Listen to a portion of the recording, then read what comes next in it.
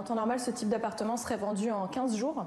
Et là, c'est vrai qu'avec la crise en Ukraine, on pense quand même qu'il va mettre un peu plus de temps à se vendre. Car les visites se font de plus en plus rares. Avant, il y avait des rendez-vous, toutes les heures, surtout le samedi, c'était vraiment toutes les heures. Et puis, depuis que la crise en Ukraine est arrivée, on a en fait un agenda qui est assez vide. Un contexte international qui empêche les acheteurs de se projeter. En fait, ils veulent voir comment va évoluer la crise en Ukraine avant de prendre des décisions.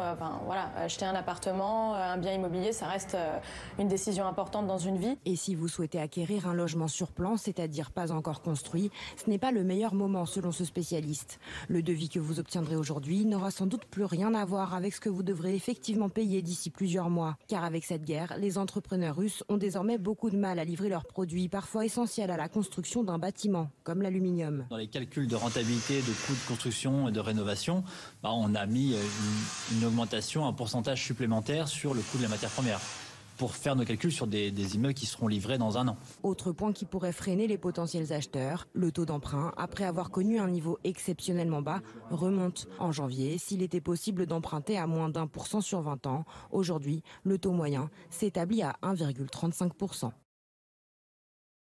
On parle d'un des effets indirects de la guerre en Ukraine et de la hausse des coûts de l'énergie.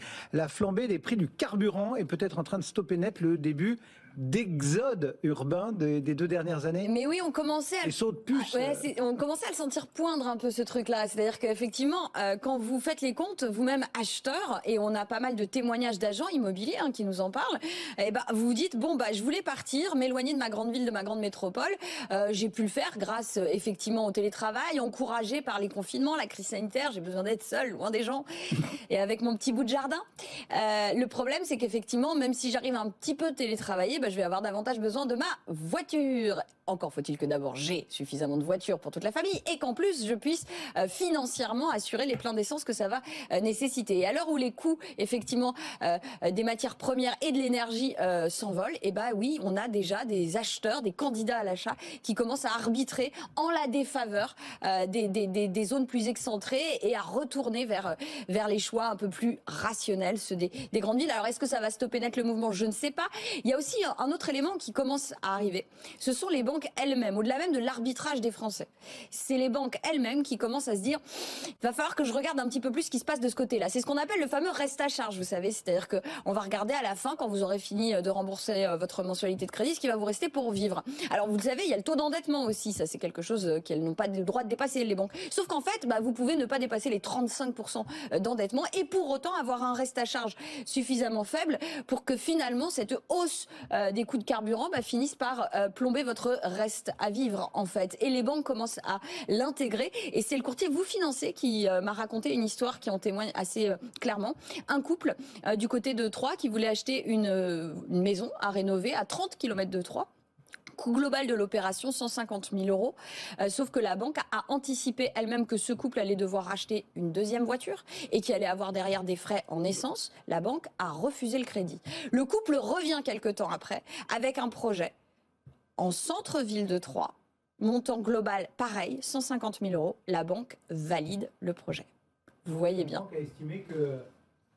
Avec le micro, ce sera mieux.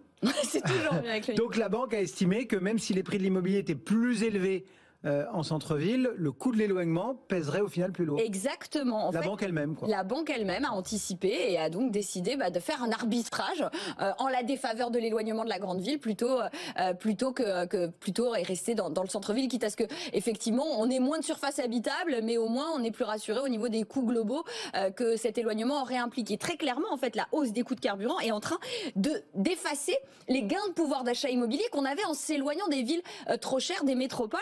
Et là encore, Vous Financez nous prend un exemple à Lyon et son agglomération. Il y a encore quelques semaines, acheter une maison de 120 mètres carrés à une vingtaine de kilomètres de Lyon. Alors là, en l'occurrence, Vous Financez s'est penché sur la ville de Brignais, donc à une vingtaine de kilomètres de Lyon. Acheter 120 mètres carrés, ça revenait moins cher que d'acheter 75 mètres carrés dans le centre-ville de Lyon. Bon, voilà. parce qu'on est bien d'accord que le but c'est d'acheter plus grand si on s'éloigne. Sauf qu'aujourd'hui, si j'intègre les coûts de carburant sans même intégrer le prix d'une voiture supplémentaire, par exemple juste les coûts de carburant, et ben c'est tout l'inverse. C'est-à-dire que désormais, ce projet à l'extérieur de Lyon revient plus cher mensuellement si j'intègre les dépenses en essence. Clairement, ça revient à 150 € de plus chaque mois pour le ménage si je choisis la version 120 mètres carrés à l'extérieur de Lyon. Alors, est-ce qu'on va avoir des arbitrages qui vont s'accélérer? Est-ce que ça va couper net ce début d'exode urbain auquel on assistait depuis le démarrage de la crise sanitaire? C'est une vraie question qui est en train de se poser aujourd'hui, en fait. Bon, sauf qu'en province, peut-être qu'on peut abattre des arbres, se chauffer au bois. Et... Oui, non, mais on peut trouver plein d'autres. Et puis on peut, non, mais effectivement, mais c'est un vrai sujet qui est en train de se poser. D'autant que pareil, on parlait beaucoup du télétravail. Alors certes, effectivement, c'est en train de se généraliser, c'est-à-dire que tout le monde en a fait l'expérience. Est-ce que ça va véritablement durer dans les faits? C'est pas si sûr que ça. On a beaucoup de professionnels du bureau qui nous disent que pas forcément et que les gens ils ont envie de retourner au bureau. Donc c'est une vraie question. Est-ce que c'était pas juste un épiphénomène? On va le voir. À suivre.